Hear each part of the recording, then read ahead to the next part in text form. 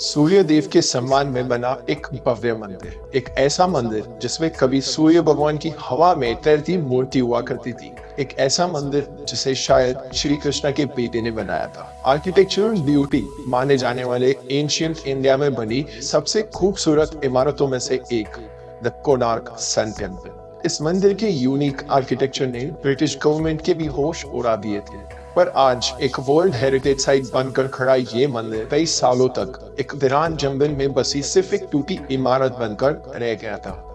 ओडिशा के पुरी शहर से कुछ ही किलोमीटर दूर एक छोटा सा शहर है कोणार्क। यहाँ समुद्र के तट पर आपको दिखेगा पत्थर से बना एक भव्य मंदिर। इस मंदिर के मेन एंट्रेंस की ओर जाते ही आपको दोनों तरफ शेर की विशाल मूर्तियां दिखाई देंगी। एक शेर जो अपने नीचे दबे हुए हाथी पर हमला कर रहा है और उस हाथी के भी नीचे दबा हुआ एक इंसान। कहा जाता है ये मूर्तियां इंसान की बुरी आदतों को दर्शाती है। शेर इंसान के घमंड को दर्शाता है और हाथी पैसा या संपत्ति को। अगर इन दोनों चीजों की लत लग जाए तो इंसान की जिंदगी को खत्म कर सकती है।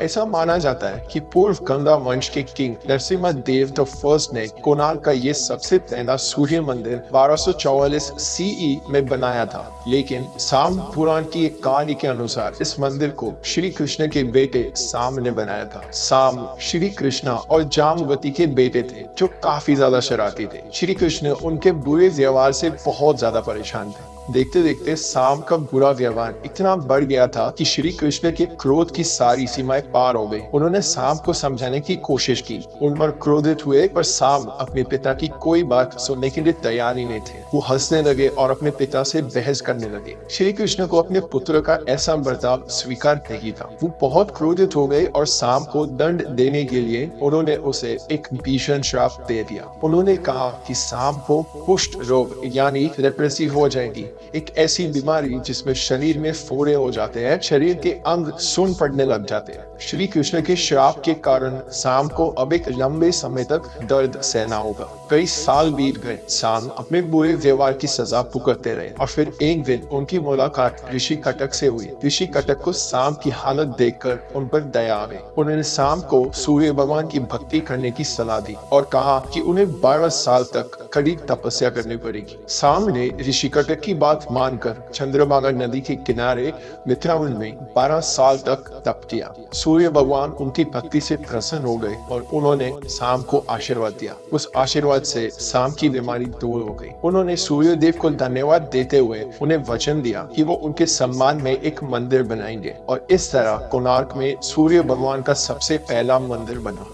कोणार्क सन टेम्पल की दीवारों पर कई ऐसे भी स्कल्पचर्स हैं जो काफी ज्यादा एरोटिक है। अलग अलग इंटीमेसी एक्ट्स और पोजीशंस इन स्कल्पचर्स में नजर आते हैं। ये मंदिर कलिंगा आर्किटेक्चरल स्टाइल को ध्यान में रखकर बनाया गया है। कहा जाता है कि king Narasimha Dev the first archaeology में बड़ी दिलचस्पी रखते थे और वो चाहते थे कि ये मंदिर समाज में धार्मिकता और आधुनिकता का प्रतीक बने। इसलिए उन्होंने 13वीं सदी के सबसे ज्ञानी आर्किटेक्ट विशु महाराणा को बुलाया और उन्हें इस मंदिर को बनाने का काम दिया। इस मंदिर को कुछ इस तरह बनाया गया कि सूर्य की सबसे पहली किरण सीधे गर्भगृह में रखी सूर्य भगवान की प्रतिमा पर पड़ती है और हर सुबह सूरज के उगते ही मंदिर का गर्भगृह रोशनी से भर जाता है। माना जाता है सूर्य भगवान स्वर्ग में एक रथ पर सवार होकर ट्रैवल करते हैं और कोणार्क मंदिर को इसी रथ के आकार में बनाया गया है। 7 घोड़ों से खींचा जा रहा एक विशाल रथ जिसके 24 पहिए हैं। इस रथ के पहिए साल के 12 महीनों को रिप्रेजेंट करते हैं और इनकी खास बात यह है कि ये बिल्कुल किसी घड़ी की तरह बनाए गए हैं। हर एक पहिए में कुल 16 तिगिया है, 8 बड़े और 8 छोटे।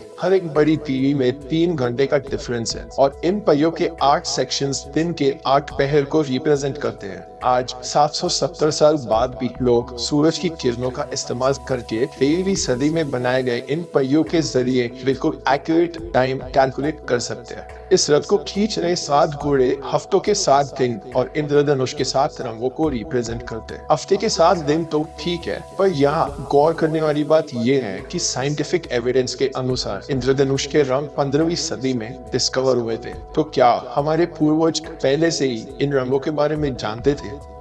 ऐसा माना जाता है कि इस मंदिर में सूर्य भगवान की हवा में तैरती हुई मूर्ति हुआ करती थी। मंदिर को बनाते वक्त सूर्य भगवान की एक विशाल मूर्ति बनाई गई। एक 52 टन का नेचुरल मैग्नेट मंदिर के ऊपरी हिस्से में लगाया गया। निचले हिस्से में दो पत्थरों को आपस में जोड़ने के लिए लोहे की चादर और मैग्नेट्स का इस्तेमाल किया गया। इन दोनों मैग्नेट्स के बीच एक खिंचाव तैयार हुआ जिसे डायमैग्नेटिक फील्ड कहते हैं। तीसू महाराणा के 12 साल के बेटे धर्मपद को पता था कि दो मैग्नेट से बनी डायमैग्नेटिक फील्ड में किस तरह एक तीसरा मैग्नेट बैलेंस किया जाता है। सूर्य भगवान की मूर्ति को मंदिर के दोनों हिस्सों से इक्वल डिस्टेंस पर रखना जरूरी था। धर्मपद ने कारीगरों को ये समझाया। कारीगरों ने ठीक वैसा ही किया और इस तरह ये हवा में तैरती सूर्य भगवान की मूर्ति इस मंदिर की रौनक बन गई।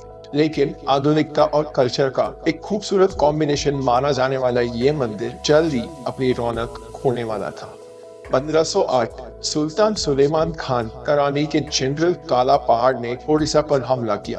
उसने ओडिशा के कई मंदिरों पर हमला किया और बड़ी बेरहमी से मंदिरों को डिस्ट्रॉय कर दिया। इस हमले को जगन्नाथपुरी टेम्पल के मदादा पंजी टेक्स्ट में डिटेल में बताया गया है। हमले के दौरान जब काला पहाड़ कोणार्क सन टेम्पल के अंदर गया, उसने वहां सूर्य देव की विशाल मूर्ति को देखा। हवा में तैरती उस मूर्ति को देखकर खुद दंग रह गया। उसने अपनी सेना के साथ उस मंदिर के दीवारों पर हमला किया। उसने मंदिर की दीवारों को तोड़ने की कई कोशिश की और आखिरकार वो मंदिर के मेन टावर के आर्क स्टोन को हटाने में कामयाब रहा। इस पत्थर को हटाते ही कुछ ही मिनटों में मंदिर का 200 फीट ऊंचा मेन टावर पत्थरों के ढेर में बदल गया। 1568 से ओडिशा में इस्लामिक पावर्स का कंट्रोल बढ़ गया। कई मंदिरों पर हमले हुए और भगवान की मूर्तियों को भी डिस्ट्रॉय कर दिया गया। कहा जाता है कि इस तबाही से बचने के लिए कोणार्क के पुजारियों ने सूर्य भगवान की मूर्ति को मंदिर से निकालकर कई सालों तक रेत के अंदर छुपा कर रख दिया। कुछ कहानियां तो ये भी कहती है कि काला पहाड़ पहले एक हिंदू हुआ करता था जिसका नाम राजीव लोचन रॉय था।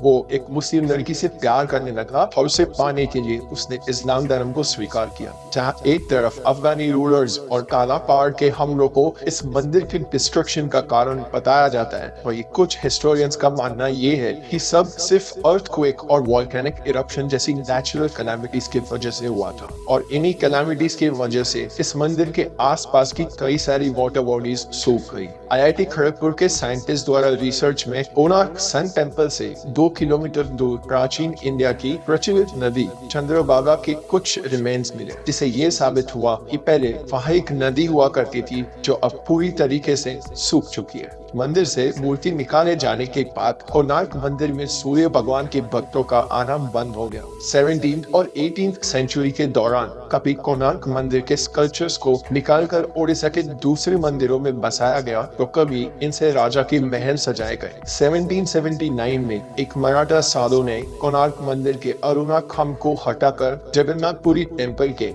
लायंस गेट के सामने बसाया। ओडिशा के कल्चरल हेरिटेज में इन दोनों ही मंदिरों का काफी ज्यादा इंपॉर्टेंस है। इसी तरह 18th सेंचुरी के अंत तक कोणार्क की सारी शान खत्म हो गई और ये छोटा शहर एक घने जंगल में बदल गया। एक ऐसा जंगल जहाँ सिर्फ जंगली जानवर रहते थे। इंसान दिन की रोशनी में भी इस जंगल में जाने से कतराते थे। सूर्य भगवान का ये भव्य मंदिर सिर्फ एक खंडर बनकर रह गया था। कई समय तक वीरान पड़े रहने के बाद 1837 में स्कॉटिश हिस्टोरियन जेम्स फर्ग्यूसन ने कोणार्क को एक्सप्लोर किया और इस मंदिर पर स्टडी की। तभी से इस मंदिर को इंटरनेशनल अटेंशन मिलना शुरू हुआ और फिर 1900 CE में British post governor John Woodburn ने जब इस मंदिर के रिकंस्ट्रक्शन और कंजर्वेशन का काम शुरू किया, देखते ही देखते कोणार्क का ये मंदिर एक कल्चरल और टूरिस्ट साइट में बदल गया। पर ब्रिटिश गवर्नमेंट ने रिस्टोरेशन के वक्त इस मंदिर के मेन एंट्रेंस को रेत की मदद से सील कर दिया था। कोणार्क सन टेम्पल के यूनिक आर्किटेक्चर और कल्चरल सिग्निफिकेंस को देखकर 1984 में यूनेस्को ने इसे वर्ल्ड हेरिटेज साइट डिक्लेयर कर दिया। आर्कियोलॉजिकल सर्वे ऑफ इंडिया इस मंदिर से रेत निकालकर कई सवालों के जवाब ढूंढने की कोशिश कर रही है। इस मंदिर का आर्किटेक्चर और उससे जुड़ी हिस्ट्री हमें ये सोचने पर मजबूर कर देती है कि शायद हमारे पूर्वज अपने समय से कई ज्यादा एडवांस थे। आपके इसके बारे में क्या थॉट्स है, हमें कमेंट्स में जरूर बताइए और अगर वीडियो अच्छी लगी हो तो इसे लाइक और शेयर कीजिए।